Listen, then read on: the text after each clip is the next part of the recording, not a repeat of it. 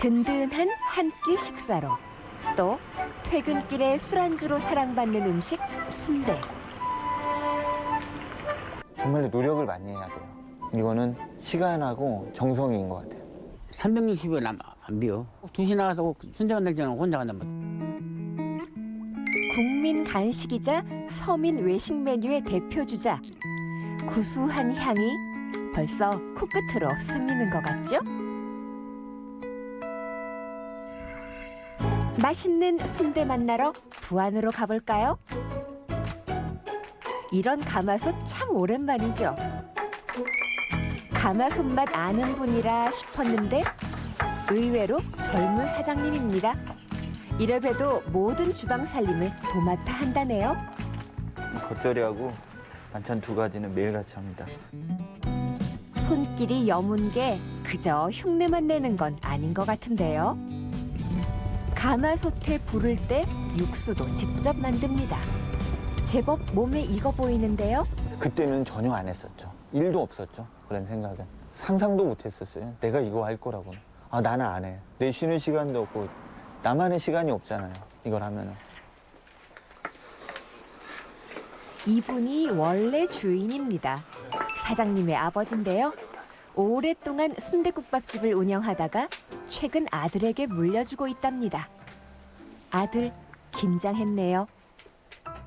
뭐 항상 못 믿어오시니까. 워낙 시간적인 것도 틀져오고 하다 보니까 조금만 시간이 틀어져도 그 잔소리가. 제가 집에서 5시에 일어나요. 그리고 아버지는 그 전에 먼저 나오시죠, 저보다. 배불러. 이제 난 3월 1일자로 넌 안 해서 내가 이거 싹 너한테 인기주는데 이거 알아서 해 이제. 내가. 그야말로 갓 태어난 2대째 사장님이네요. 5년째 아버지로부터 순대와 국밥 만드는 걸 배우고 있지만 여전히 아버지 마음에는 차지 않나 봅니다. 대를 잇는 과정에는 이렇게 진통이 따르게 마련이죠. 와, 식당이 있어. 여기 너무 찾기 어렵지 않으셨어요? 너무 생뚱맞아요. 여기 무슨 식당이 있어, 여기가? 저 차 몰고 오다가 네. 내비가 끊긴 줄 알았어요. 갑자기 국도 한가운데여가지고. 이 간판 없으면 여기 무슨 식당이 있다고 그러겠어요. 우와! 가마솥 봐라. 여기 가마솥, 우와. 큰 가마솥이 3개나 있어요. 엄청 크네요. 새벽에 나와서 이 가마솥에 불을 안 지피면 그날 국밥이 안 나오는 거예요. 그러니까 지금도 끓고 있어요. 매일 새벽 5시면 이렇게 나와 뼈를 초벌 삶아내고요. 마당에 있는 가마솥에서 본격적으로 육수를 내기 시작합니다. 가마솥 하나에 돼지뼈가 40kg씩 들어간다니 그 양이 어마어마하죠. 장작 같은 경우는 굉장히 많은 것 같죠? 이거 한 달도 못 됩니다. 이 불맛은 어떻게 타질 못해요. 가스불하고 끓는 온도가 틀리고 뼈 자체에서 우러나오는 그 액이 틀려요. 그리고 가스는 가스불을 껐을 때, 멈췄을 때 그 불이 온전히 그냥 끝나버리잖아요. 근데 저 가마솥 같은 경우는 불을 꺼도 그 온기가 1시간에 2시간 정도는 계속 가니까 그 맛인 것 같아요. 거기서 틀린 것 같아요. 장사 채비를 다 마치기도 전에 이른 아침부터 손님들은 찾아듭니다. 가마솥에 끓는 국물 향기에 발걸음이 끌린 걸까요? 직접 여쭤보죠. 순댓국밥 왜 좋아하세요? 배부르고 대한민국 사람 치고는 순대국밥 나빠하는 사람 있어? 일주일에 한 번, 2번 정도는 꾸준히 먹는 것 같고요. 맛이 변함도 없고 다가가기 쉬운 그런 음식인 것 같아요. 이렇게 진한 음식은 어느 정도 나이가 들어야 그 맛을 알까 싶은데 꼭 그렇지도 않나 봐요. 단골 손님인가요? 졸업식 날도 국밥을 또 먹고 싶어가지고 엄마한테 오자고 했더니 다 찬성했어요. 여기 다 먹었어요. 다들 좋아하는 이유가 있을 거예요. 가장 서민적이고 주변 보시면 거의 농사 짓는 분들이거든요. 쉽게 와서 그냥 편하게 먹을 수 있고 값도 싸고 먹으면 든든하다고도 그러세요. 매일같이 오시는 분도 계세요. 정말 출퇴근하는. 그럼 제가 한 번씩 물어보죠. 안 질리세요? 저 같으면 질릴 것 같아. 아니야, 나는 괜찮은 것 같아. 아, 이거 뭐 다른 거 먹지? 오늘 순대국밥 먹었으면 내일 안국 먹어보지 뭐. 그러니까 그렇게 말씀을 하시더라고.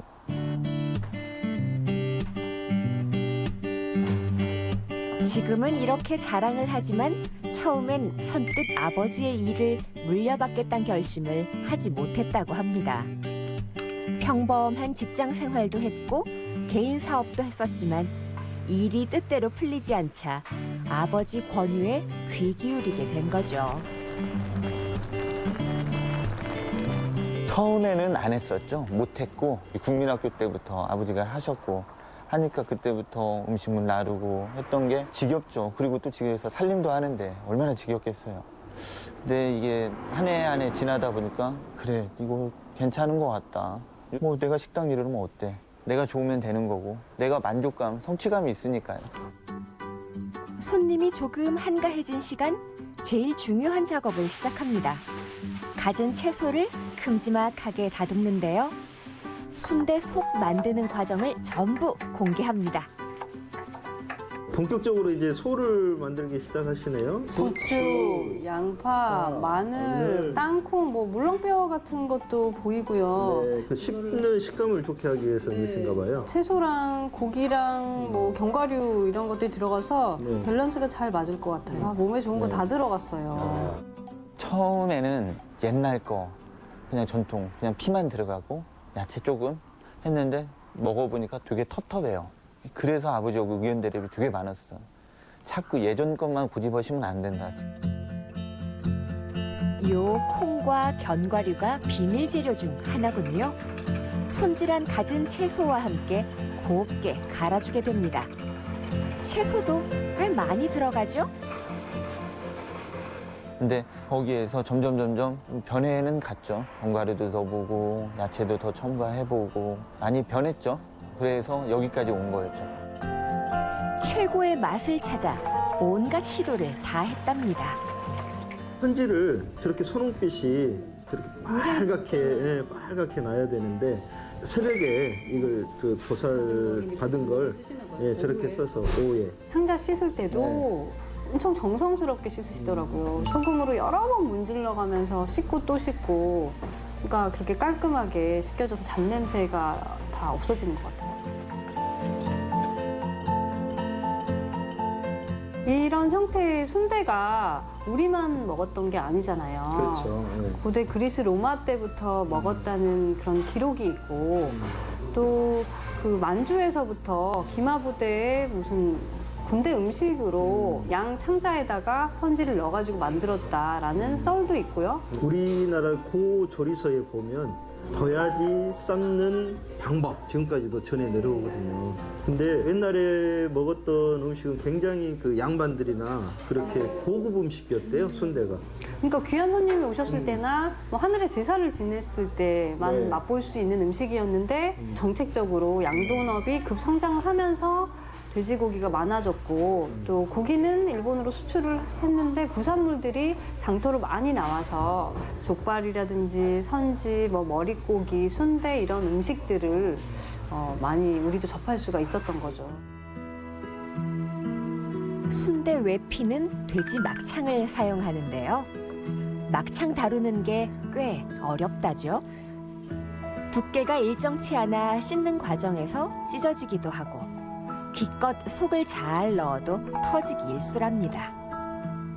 처음에는 익히는 방법이 너무 어려워가지고 되게 실패가 많았었죠. 하루에 순대를 100개를 만들었어. 정말로 건지는 건 20, 30개밖에 없었어요. 다 터지고 못 먹게 되고 버려야 되고 계속 연구를 해갖고 이렇게도 해보고 저렇게도 해보고 남들이 하는 것 같이도 해보고 아, 결국은 이거구나. 아, 드디어 찾았다. 순대 순대만 먹어도 맛있지만 갖가지 내장과 곁들인 국밥은 말할 것도 없죠. 국물이 없으면 밥을 못 먹는 우리는 순대도 국밥으로 만들어냈습니다.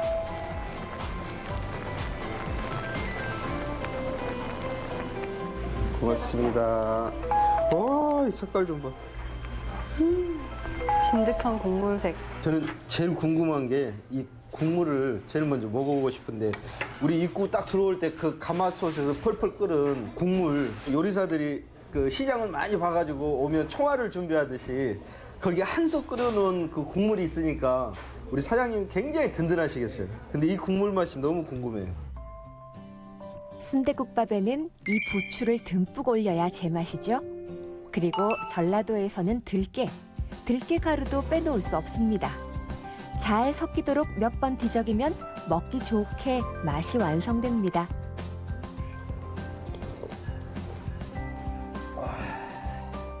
어떻게 순대국밥에서 이런 맛이 나지? 그래서 그렇게 센 불로 하셨다가 오래도록 뭉근한 불로 끓인 그래야 이 맛이 나오는구나.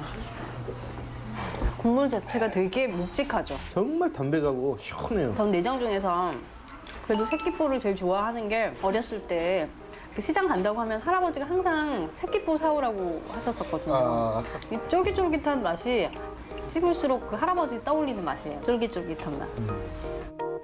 이게 비주얼이 정말 초콜릿 막 이렇게 부드럽게 갈아가지고 뭉쳐서 넣어놓은 것 같은 느낌이잖아요. 근데 뭐가 씹혀요. 씹힌데 받아주세요. 뭐가 씹히는데 이게? 씹기 전에 자꾸 얘기하셔가지고 그래서 좀 씹고 얘기할 거예요. 아직 안 씹어가지고 피순대 먹었을 때 느낌이 피가 이게 물리적으로 이렇게 쫙 퍼지면서 입에 되게 진한 느낌이 오잖아요. 그죠? 막창이 들어가 있으니까 굉장히 또 쫄깃하면서 그 쫄깃하고 씹는 속은 맛이 부드럽고 채소도 들어가 있고 견과류도 들어가 있고 순대도 종류가 각 지역별로 그 특성에 따라서 굉장히 많거든요. 경상도 지역에 가면은 그 돼지 작은 창자에 선지만을 가득 채워가지고 만든 그 순대도 있고요. 뽕순대라고 그러더라고 이름을 재밌게. 북한 쪽에 가면은 그 돼지를 이용해서 만든 돼지 순대하고 또 강원도 가면은 아바이 순대하고 오징어 순대가 있고 동태 순대도 있어요. 동태 순대도 있고. 민어 부레로 만든 어교 순대도 있어요. 아, 그건 고급이죠. 예. 그리고 뭐 병천 순대, 배감 순대. 예천에 가면 막창 순대가 있고 담양에 가면 안뽕 순대가 있고 그리고 제주도는 순대를 특이하게 수회라고 부르는데 메밀가루를 섞어가지고 고추냉이 간장에 찍어 먹더라고요. 그러니까 지역별로 되게 순대는 개성이 뚜렷한 것 같아요. 진짜 순대 종류가 엄청 많네요. 순대 로드를 해서 순대의 길을 따라서 이렇게 전국을 다니는 것도 재밌겠다. 그렇죠. 세계로 네. 퍼져나갈 수도 있어요. 갖은 재료를 푸짐하게 넣고 테이블 위에서 바로 끓이면서 먹는 순대 전골.